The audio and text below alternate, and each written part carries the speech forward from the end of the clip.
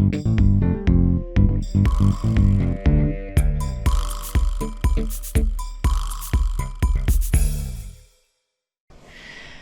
chat a minute. You know what? I have time. Let me sit down.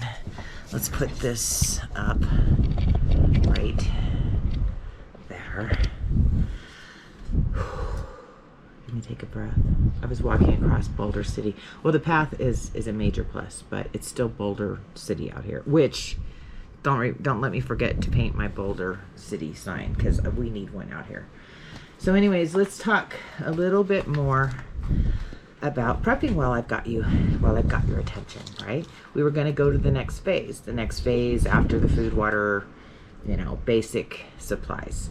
So let's go to gear, gadgets, and goodies. Okay, so gear would be like your rain ponchos that you get really cheap, stock up on those, gloves, hats, beanies, warm socks. You can have hot and cold stuff because you don't know when you're going to need them, right? And a 9 chance out of 10, if you're in Florida or Texas or anything along the coast in there and stuff, you guys already know. But extra socks, dry shoes for the whole family, whatever. So, and also socks, gloves, hats, even shoes, big gallon-sized Ziploc baggies, put them in baggies. If you're in that situation and you start flooding, your basement floods or whatever else, I pray for you guys. We don't have that kind of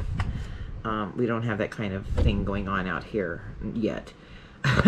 But you guys know, but people need to know that even if you're in an apartment complex and the boiler goes off or some kind of flooding happens and stuff, I hate to sound like Monk. Remember Monk, right? Monk. He had everything in baggies and separated. When you think about it, that's smart. So try to pack some things away in baggies, Ziploc baggies and stuff. Even your shoes, put them in so that they don't, if you're the ones you're wearing are wet, you're not, you've got a dry pair from a baggie to put on. Let's see. Solar stuff. Those solar banks that you see at the checkout stands at Walmart or wherever you shop, and they're like $9.95 solar banks. And I have mine in the house, but those, just set them up on the dash of your car in the daytime, and the lights go out, you can still charge your lights or cell phone if we still have service. If you don't have service, you at least on your cell phone will have a video log, right? Everything on your phone else besides dialing out the internet, obviously, but get those power banks. They work. They're amazing. And I know $10, but $10 here, $10 there, pick up a few. Sometimes I think at Christmas time, they're like $5.88 or something stupid like that. I mean, look around on Amazon. They might have like a 4-pack for, I don't know, $25, $30. So get solar banks, anything that's solar. If you can get a solar flashlight, solar reading lights, solar walkie talkies are awesome. They do about, I think the last time we checked, my husband was 5 miles away when they were still working. That's back when he was still working. The walkie talkies worked right at about 5 miles, and then he cut out. Those are awesome. No batteries involved, just charge them. Power banks, all these things that take solar, those power banks are going to help you out. So get them, collect them. I don't, put them away, whatever, but those are good to have. I think I mentioned before the little yard torches, the yard stakes that you put in your yard. Those, take them in at night, and if you don't have power, they're awesome. You just walk around and you got torches going on. Headlight, those little what do they call, elastic lights that you put on your head or on your hat or whatever. Those are good to have. And those, now they make those that are power. So if you've got you work outside all day long, it's got like a little solar panel on the top. They're really cute. I don't know how much they are, but I've seen them, and they charge while you're out working in the garden, and at night if you need them, they're charged and ready to go. They're pretty cool.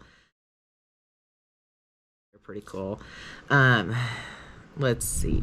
Get a toolkit together. My husband's big on making sure all of our vehicles have a toolkit. Even his ATV, and he was about to put one in Jane. But toolkits are good. Find out what size wrench or crescent wrench or impacts or whatever your vehicle takes, and the common problems, a carburetor or a fuel injector or your tires or whatever, battery, find out what's most common for that vehicle and they don't have to be Snap-on and Mac, okay, although my husband kept them in business for many years.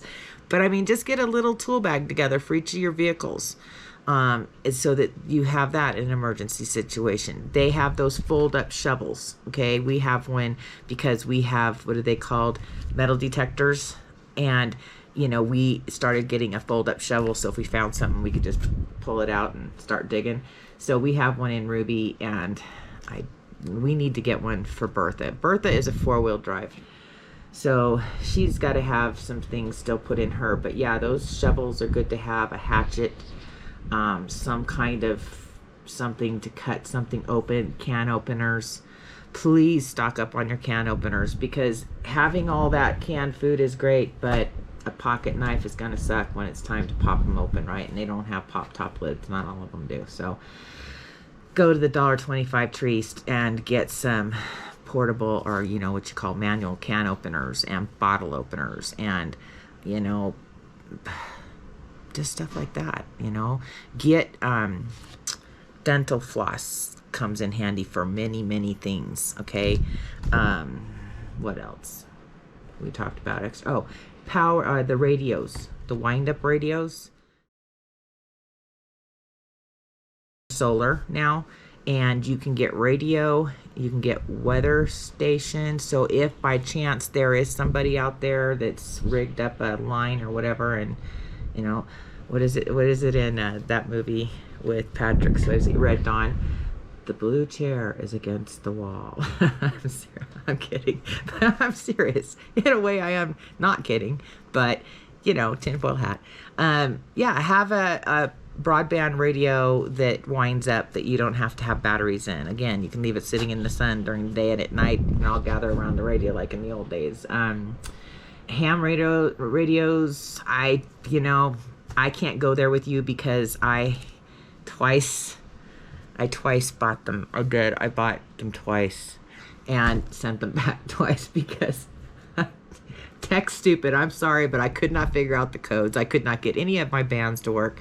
There was no local ham radio clubs out where I am living, so I was just sitting there reading the directions, watching YouTube, and I just didn't have the patience. But I hear they're awesome when they do, when you can get them to work, when you're smart enough to get them to work, right? Get together. Maybe there's a ham radio club in your area or something, and they are, I've heard they're a little iffy about you in the beginning because they're not sure which side of the blue pill, red pill, whatever that is you're on or whatever, but once they get to know you, I guess they're real helpful. And excuse me. And so, yeah, go there with that if that's something you're into. Get your kids involved, maybe. Maybe your teenagers, they're all techies, nowadays, and maybe that's something you can get your kids involved in with ham radio and stuff. And night vision. If you can afford night vision, get night vision. I strongly suggest you get. I wish I had it out here. I don't have $2,000-$3,000 to spend on a good pair of night vision binoculars, like military grade or whatever. But if you can and you have the means to do that, why not? Why wouldn't you not, right? I mean, I would if I could. What else? I think that Walkie Talkies, I just want to make sure you guys know, don't buy the cheap Walkie Talkies. Don't buy the 25 for 2 or 3 pack for $40 or something. They're not worth it. They would be good here around our property, around 2 acres or so, but not, no. I'd go solar, and I think I paid $65 for 2 solars. They're in the lower end, but I'm telling you, just bear almost 5 miles. 4 even had to go get water or go catch a rabbit or a deer. There's lots of those out here. and he's got to go 2, 3, 4, 5 miles away to get that. And that's another reason we bought Jane, because it had that back dump on there to get that if we had to. You know, we're not hunters, we just don't, but if we had to, we would go there. But you know, so walkie talkies are good. Let's talk sheltering. When you can get tarps that are on sale, those canvas blue or natural or gray or black or whatever tarps you find on clearance, get them. I have some really cool, I found several of the camouflage netting type tarps. Like I told you before, we have an EMP thing on Ruby, that so if there's an EMP pulse, Ruby will still work when everybody else's car dies. You know, in a situation like that, you can't go tootling into town with the only vehicle. I don't know if you've seen War of the Worlds, but what happened to Tom Cruise and the kids when they found out he had the only working vehicle, right? So, and she's bright red, so she stands out like, so first thing we're going to do is camouflage her, and then we have that camouflage covering. If you ever, or you guys have to leave the town, city, or whatever, get away from the violence, whatever's happening there, and head out, those camouflage tarps and stuff like that are nice to have just for what they are, camouflage, you know, to keep you, you know, I'm sorry, but it's like, we lived in a neighborhood, right? And I'm like, okay, so we get a generator that's loud, okay, and everybody else has got no power, but we have a generator, and then we start up the barbecue with our steaks and everybody else is hungry. Not a good idea, right? So have a plan B. If you live in the city, your plan B is to find some place outside the city where you can go. If you are not in the city and say you live in a rural area of town where it's easier to get out of town, or your town isn't going to be as crazy as, say, Los Angeles, right? Then have a plan B. You still need a plan B. You always need a plan B and C if possible. A is where you live. And if you have to shelter in and not leave, okay, you got that covered. So make sure inside your plan A is well prepared. Your plan B is having to get out of that place and go someplace safer, okay?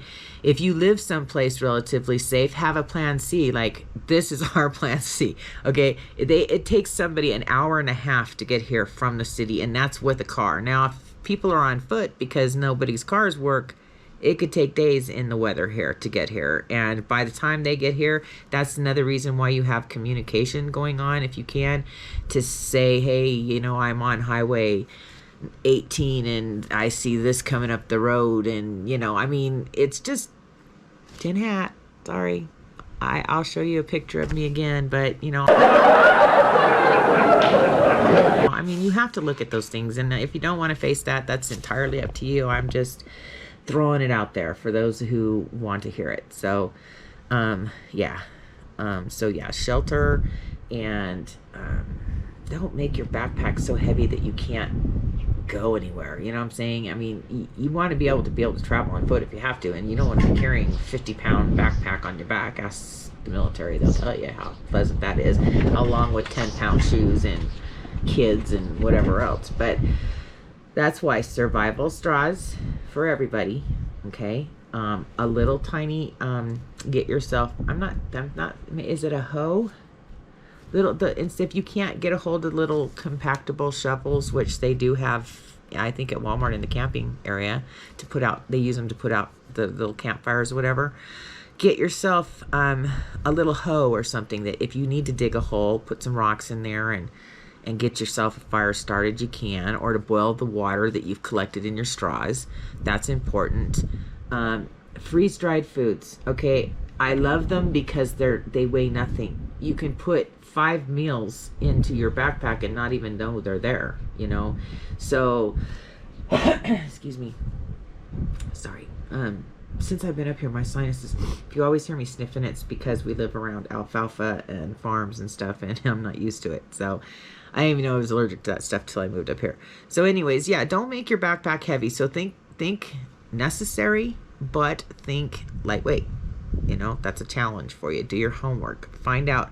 Type in to YouTube lightweight backpacking, and I think you'll come up with a lot of day packers and stuff. But they have tablets. They have I think at Walmart, any of your Bass Supply or Sportsman's Warehouse, whatever, they sell tablets. I think you get 12, don't quote me, water tablets that you can put in water that you find, okay, if you don't have a straw. Those tablets don't weigh anything to purify your water. Just remember, you're probably always going to have to boil it or filter it somehow, okay?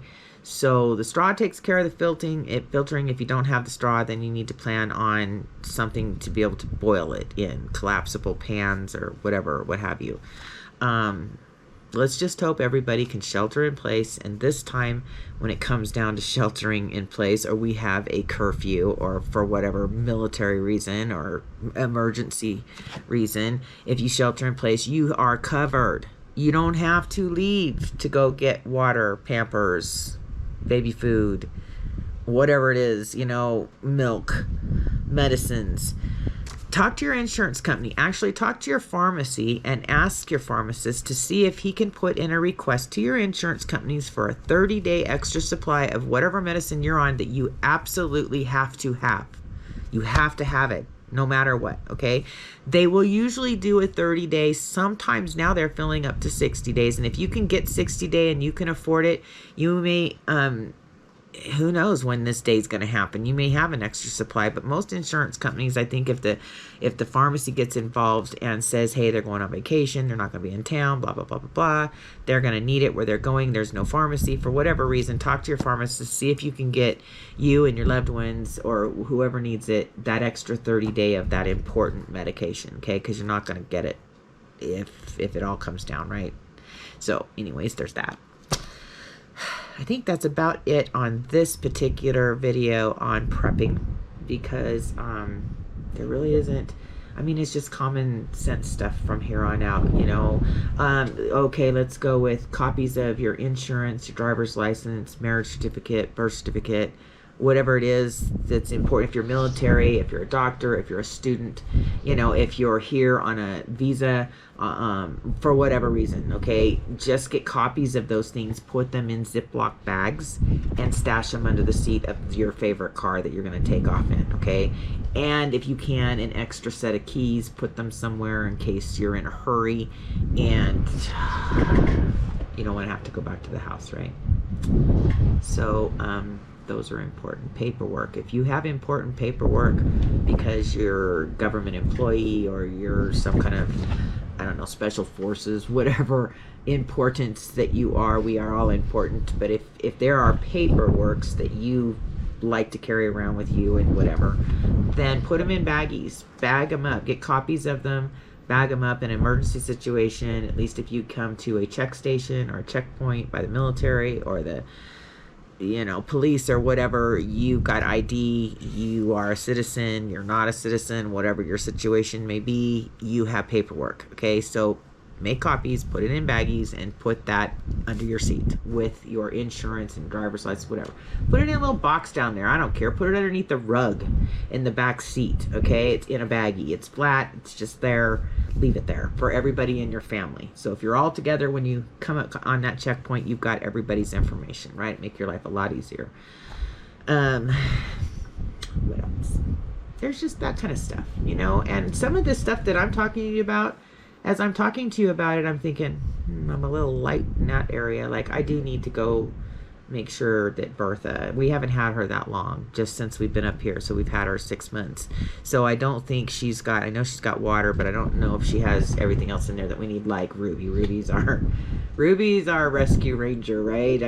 She can go off-road. She can get us up and over and cross and whatever. So I focused on that. My hubby's little Lizzie over there, she's probably just going to be what she is, and that's just cute, right? As much as he loves her. Anyways, I think I'm gonna go in the house. I have not eaten dinner yet, and that's another thing. I remember I was telling you I was skipping dinners. Well, that was back when I was eating lunch at like noon, and I was good. If I ate a good lunch at noon, I didn't really need anything in the evenings except maybe a bowl of popcorn or something. But it's been so hot.